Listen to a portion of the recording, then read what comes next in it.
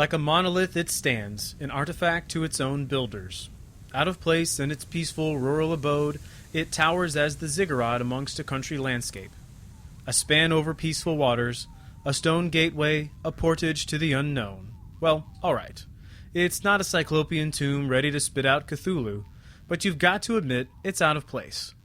Before one can cross into the quaint sea of wavy green and thatched cottages in rural Victoria that is the Shire, you've got to cross the bridge. The Brandywine Bridge, that is. So what is this massive, unhobbity structure doing standing sentinel over the little land? The Great Bridge is a relic from ages past, before any halfling set foot into the West, or out of Breeland for that matter, a guard and keeper of perhaps the west of Middle-earth's best-kept secret. This week, I have a look at the bridge itself and what lies before and beyond. It's the Brandywine Bridge, and you are listening to Beneath Your Feet.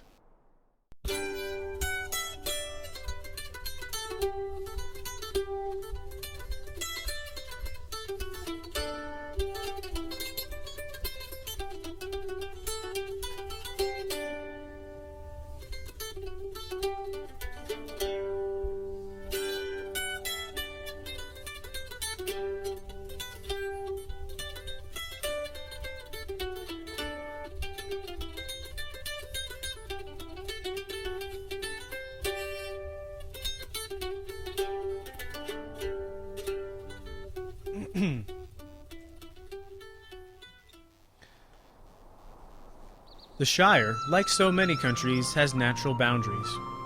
The one that is most iconic, forming its eastern border, not counting Buckland, is the Baranduin River. With its sources in the hills of Evendom, the Brandywine, as hobbits call it, rages south, hooks to the west, and goes down, down, down to empty itself into the Great Sea just south of the Blue Mountains. The hobbits, having no great love of rivers or really any bodies of water when not put to the use of fishing, must have been glad to find that such an immense and helpful bridge had been erected. Creating the span from the forested lands of Bree and the old forest to the south, the bridge was truly a threshold into a fat and pleasant land to call their own, once Marcho and Blanco headed out from Bree to found the colony that would become the Shire. But who built this bridge and why? Why trouble oneself with such a construction and leave it for hobbits to claim? The answers lie in the at once sordid and troubled history of the kingdom of Arthedain.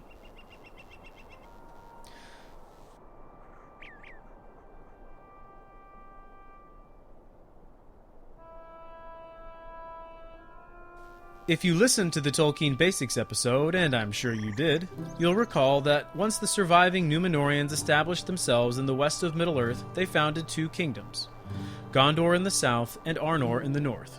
As time went on, squabbles led to the cracking of Arnor into three competing kingdoms named Rhudaur, Cardolan, and Arthedain, one for each of the three squabbling sons of Eärendil. Arthedain, governed by the true heir of Arnor called Amleth, kept basically all of the land east of the Brandywine, what is now the Shire, and the territory north of the Great Road, utilizing Fornost as its capital. Arthedain's troubles were numerous and perpetual. From war with its competing neighbors to invasions by Angmar to plague and beyond, it was hard times all around. They did, in, quote, the days of the power of the North Kingdom, construct a massive bridge over the Baranduin River and called it the Bridge of Stone Boughs, or sometimes just the Great Bridge. While it's never explicit in the source material, one can easily imagine the import of this bridge. It was sturdy and could be held should the enemy decide to attack from the east. This would not be wholly unexpected, as there was constant civil strife between the three powers. Moreover, the lands we now call the Shire have always been fertile, and clearly must have served as the breadbasket of Arnor. It wasn't just the hobbits who decided to use it for farming. Protecting those lands was a must, and the bridge had to be utilized as a means of trade and traffic.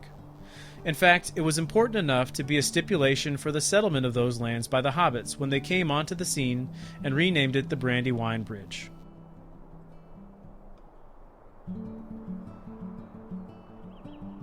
It was 1601 of the Third Age when those lovable furryfoots arrived and were granted permission by King Argaleb to populate the green hills and little rivers that we know and love, all the way from the bridge to the far downs in the west. By this point, as is told in the prologue of The Lord of the Rings, Arthedain and the lands of the North Kingdom were falling far and wide into waste. There was room and to spare for incomers, and ere long the hobbits began to settle in ordered communities. And what did these ordered communities bring? Why, a pub just right across the bridge. At least, that's how it seems in LOTRO. The village of Stock is very close to the bridge. Traveling from the west as you come through Breeland and follow the road, north of the daunting old forest, you'll find the Gate of Buckland and its great hedgerow, the newest annexation to the Shire. Immediately before you is the Brandywine and its great bridge. The first thing you notice is the gate, which is a curious addition. When the four travelers, Frodo, Sam, Merry, and Pippin, return to the Shire from their sojourning, they find it very odd and unsettling that the bridge is now gated and maintained by both cheeky bounders and one noteworthy big man, Bill Ferny. There previously had been no gates on the bridge, and yet in LOTRO there is one on the western bank. I suppose this is likely as perhaps the Dunedain who crafted the bridge meant to use it as a defense, but it's still a liberty taken by the game makers. The bridge itself is beautiful, all soft gray stone save for a few wooden additions. Its design at once points to the lords of the north who built it long before the Shire houses existed on its further side. It is not hobbit-like, but would fit no place better than the edge of the Shire. Beyond, immediately at the eastern bank, are some hobbit houses, not holes, on the outskirts of Stock. A short jog away, and you reach the Golden Perch and the best beer in the West Farthing. Had this been the Shire of the books, we travelers would have been greeted, instead, by the Bridge Inn immediately beyond the bridge itself. This, sadly, was torn down by Sharky's men and replaced by many, many ugly houses. After all had been set right, and the chief driven off and the ugly houses torn down, the gates and the guardhouses were, we can presume, removed as well, and the bridge was returned to its former state.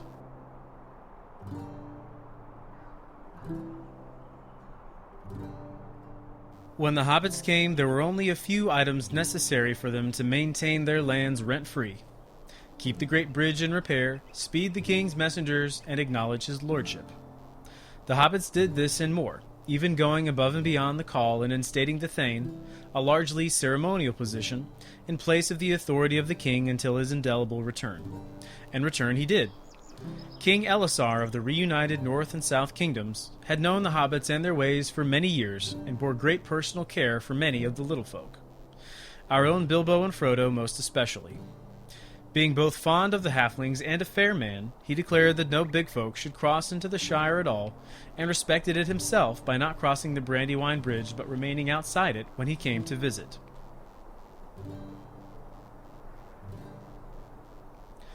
So the bridge, first a gateway into a special land that became the exclusive home of the hobbits, through a circuitous route became just that again. A guard against the outside world that would so upset the careful balance maintained between the hobbits and their land. The work of great men of the West, Dunedain, passed on to the humble little folk as a shield and a boundary. I do wonder, though, if the king let dwarves through. Anyways, next time you find yourself migrating westwards, as did the hobbits of yore, consider the bridge. Consider its age and stature and workmanship and beauty, and consider that if the king has his way, you won't freely cross it for long. Take me all the way. I don't ever wanna feel like I did that day. Or take me to the place I love. This has been episode 8 of the Beneath Your Feet podcast. Thank you as always for listening, and especially for bearing with me through the extended break. It's been a joy to have time off to enjoy with my new baby Rohirrim. Baby Hobbit was already taken. Through the holiday season, and I'm already working on getting her to listen to the podcast. Leastways, she's already well-versed in the adventures of Tom Bombadil. I hope you all also had a great New Year and a great holiday. If you'd like more information on the bridge, along with screenshots and links to this episode's music, check the show notes on my blog at www.lotrobeneathyourfeet.com. From there, you can view old screenshots and episodes, follow on Facebook or Google+, and subscribe on iTunes. As always, I'll be announcing the forthcoming episode on the blog next week, so once you hear which lands I will be exploring next, please send any questions, comments, screenshots, poems, songs, short stories, anything at all, to shipwreck@lotrobeneathyourfeet.com. Stay tuned, and thank you again for listening. My name is Shipwreck, and we'll see you next time when we go beneath your feet.